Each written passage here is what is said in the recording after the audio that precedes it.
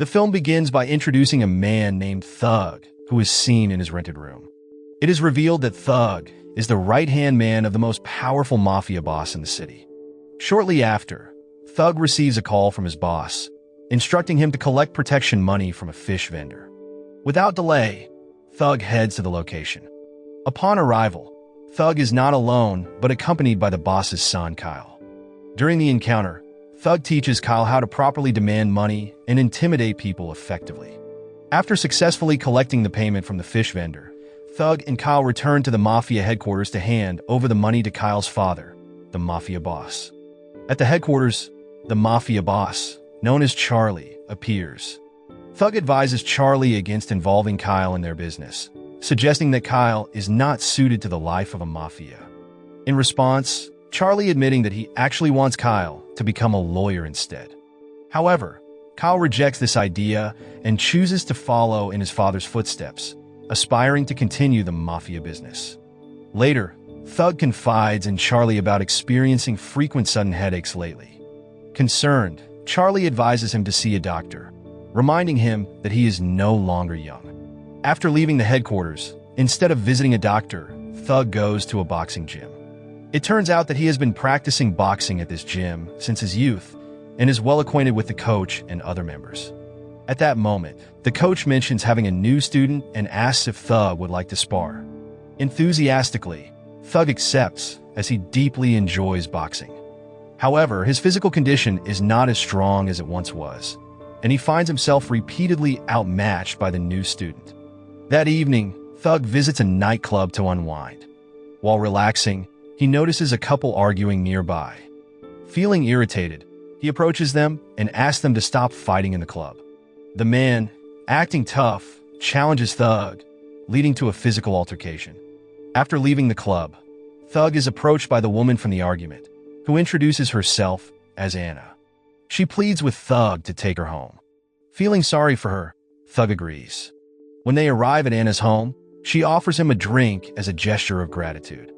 Unexpectedly, the two got carried away and become intimate. Afterward, Thug asks if Anna's ex-boyfriend will come looking for her. Anna reassures him that it is unlikely, explaining that they broke up long ago and the argument earlier was because she was trying to collect a debt from him. Relieved, Thug requests another intimate moment with her. The next day, Thug receives a call from Charlie, who instructs him to visit a newly opened clinic and demand protection money. He explains that every business in their territory is required to pay monthly fees, and refusal would result in their business being destroyed. Not long after, Thug arrives at the clinic and meets the doctor to collect the money. While there, he remembers his headaches and decides to ask the doctor about his condition. Hearing the condition, the doctor explains that the clinic's equipment is insufficient and advises him to see a specialist. Following the advice, Thug goes to a nearby specialist for a checkup. After undergoing an examination, the specialist doctor reveals that Thug is suffering from CTE, or chronic traumatic encephalopathy, a brain disorder commonly found in boxers or football players. At first, Thug feels calm, assuming the illness is merely a consequence of his past filled with fights. However, when Thug asks about a cure, the specialist explains that there is currently no treatment for the condition. The doctor also informs him that 99% of patients with this disease do not survive beyond 3 months. Because of this, she advises Thug to draw closer to God and seek a miracle, while also informing his wife and child about his condition so they can prepare themselves in case his health deteriorates suddenly. Hearing this, Thug falls silent, shocked by the revelation that he may have only 3 months left to live. On his way home, Thug pulls over by the beach. There, he points his gun at his mouth, contemplating to do the unthinkable. However, he notices a young child watching him from a distance. In that moment, Thug remembers he has a daughter whom he abandoned long ago. With this thought, Thug decides against acting recklessly and resolves to visit his daughter the next day. The following day, Thug visits the home of his daughter, Daisy. He begins by apologizing for not visiting her for such a long time. With a sarcastic tone, Daisy asks why Thug has come, considering he has acted as though she didn't exist for years. During their conversation, it is revealed that their relationship has been strained since the death of Thug's wife, who was also Daisy's mother. Apparently, Daisy blames Thug for her mother's death, which she believes was caused by his involvement in the mafia. At that moment, Thug immediately explains that there is something important he needs to discuss about his condition. He invites Daisy to dinner at an Italian restaurant 2 days later to talk about it. During their conversation, Daisy's son, a middle school student, appears. Meeting his grandson for the first time, Thug greets him warmly. That night, while sleeping, Thug dreams of his father. In the dream, Thug is on a small boat in the middle of the ocean with his father. Thug asks where they are going, and his father replies that he is taking Thug to a beautiful place. Moments later, Thug wakes up and the dream reinforces his belief that his time is running out. The next day, Thug goes for a walk in the park with Anna.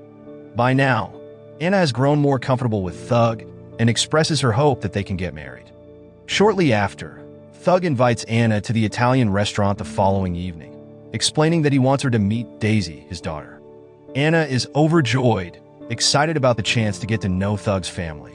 Later that afternoon, Charlie assigns Thug to deliver a package in a container truck to his associate, Alex. However, Thug is not alone. He is accompanied by Kyle. During the journey, Thug asks Kyle about the contents of the package, where Kyle replies that he doesn't know, as Charlie forbade them from opening it. As a result, Thug decides not to press the matter further and continues the trip. Upon arriving at Alex's headquarters, the container is opened. Thug is shocked to discover that the container is filled with women who have been kidnapped to be sold to Alex's brothel. One of the women, with curly hair, pleads for his help, but Thug feels powerless to intervene in the situation. That night, Thug has another dream of meeting his father. In the dream, Thug is once again in the middle of the ocean, just like before. This time, the curly-haired woman from the container appears, emerging from the water and pleading for help. At that moment, Thug's father gives him a message, urging Thug to save the woman. Upon waking up, Thug reflects deeply, thinking that perhaps before his time runs out, he needs to atone for the sins of his past. The next morning, Thug decides to visit Alex at his brothel. Pretending to choose a woman for his desires, Thug convinces Alex of his intentions. Alex then presents several women, including the curly-haired woman. As a result, Thug immediately selects her and takes her to a private room. Once inside, Thug reveals his true intention, to rescue her. However, the woman explains that if Thug wants to free her, he must pay Alex $20,000. Without the necessary money, Thug resolves to return home first to gather the funds. On his way back, Thug receives a call from Charlie, instructing him to collect a protection fee from a priest. However, it is revealed that the priest is actually a drug dealer using his title as a cover.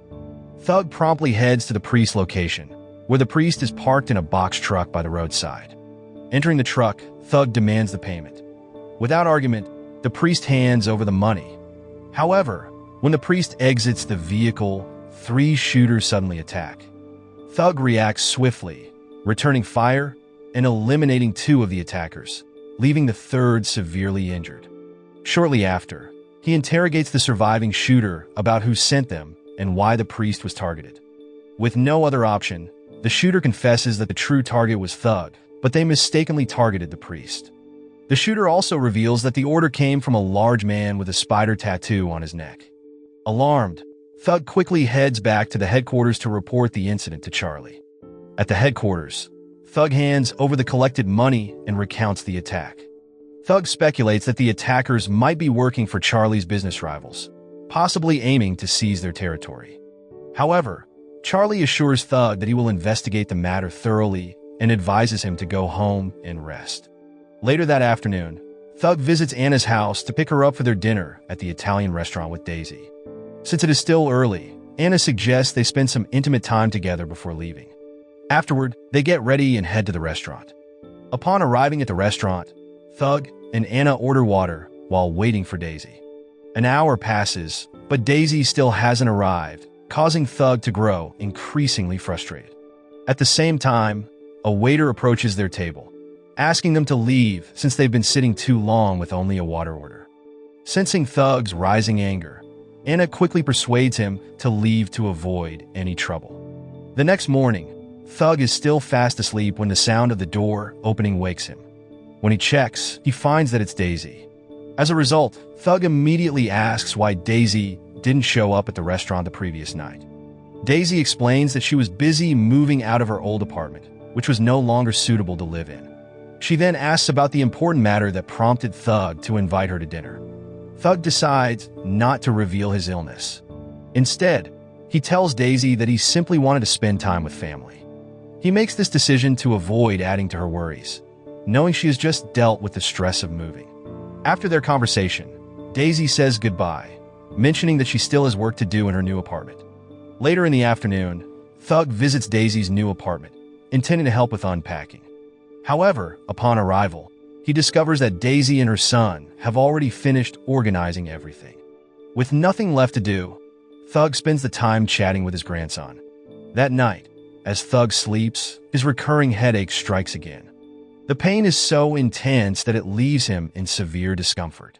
Struggling to endure it, Thug stumbles into the bathroom. While there, his thoughts return to the curly-haired woman he couldn't save because of the $20,000 ransom.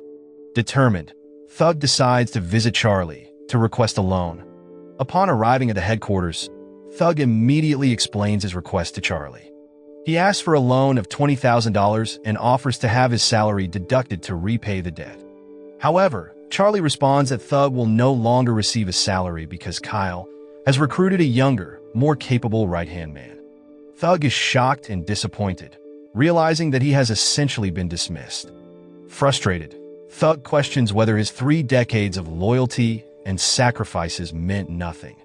Charlie explains that he sympathizes with Thug's advancing age and believes it's time for him to retire and spend his remaining days at home. As the conversation escalates, Kyle steps in and orders Thug to leave the headquarters, declaring that he is no longer needed. Seething with anger, Thug heads toward the exit. There, he encounters Charlie's new right-hand man, who opens the door for him. By chance, Thug notices a spider tattoo on the man's neck and immediately recalls that his earlier attackers were ordered by someone with the same mark.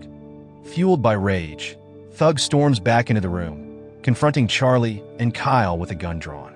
At that moment, Thug accuses them of orchestrating the attack to eliminate him. In his fury, Thug shoots Kyle, killing him instantly, and forces Charlie to open the safe and hand over all the money inside. Left with no choice, Charlie complies, handing over nearly $2 million. After securing the money, Thug orders Charlie to sit down before shooting him as well. Thug then meets with his lawyer, a close friend. He entrusts the lawyer with part of the money, instructing him to purchase a home for Daisy and provide her with financial support for the years to come. Not only that, Thug specifically requests that Daisy never learn the money came from him.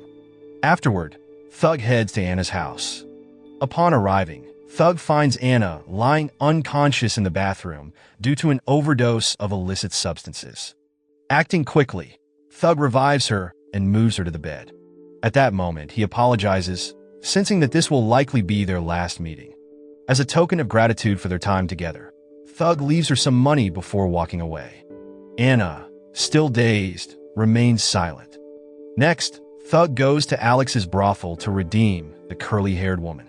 Upon arriving, Thug hands over $30,000 and requests to take the woman with him. However, Alex refuses, prompting Thug to question why, especially since the amount he offered far exceeds the usual $10,000 ransom. Calmly, Alex explains that the issue is not the money. Alex leads Thug to the woman's room and reveals that she has passed away. Without remorse, Alex explains that her death was caused by a client who was too rough. Consumed with rage, Thug points his gun at Alex and demands that all the women in the brothel be freed immediately, or he will kill him. One of Alex's men tries to approach to intervene, but Thug threatens to shoot if he comes any closer. Realizing the escalating tension, Alex orders his men to leave the room. Thug then shouts for all the women in the brothel, informing them that they are now free. Slowly, one by one, the women, victims of Alex's trafficking, begin to leave the place. As the last woman is about to leave, she warns Thug that one of Alex's men is preparing to shoot him. Reacting swiftly, Thug turns and shoots the man first.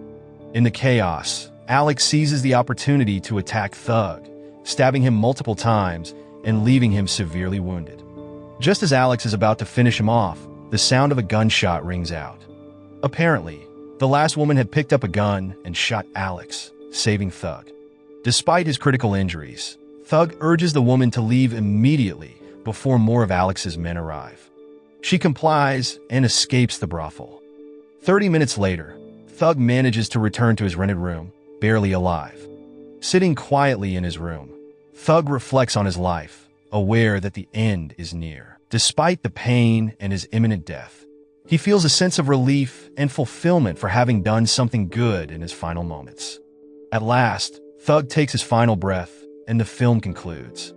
Moral lesson from the story: loyalty doesn't pay as much as revenge, and headaches aren't always from stress. If you're going to redeem yourself, make sure you're not too broke or too dead to finish the job.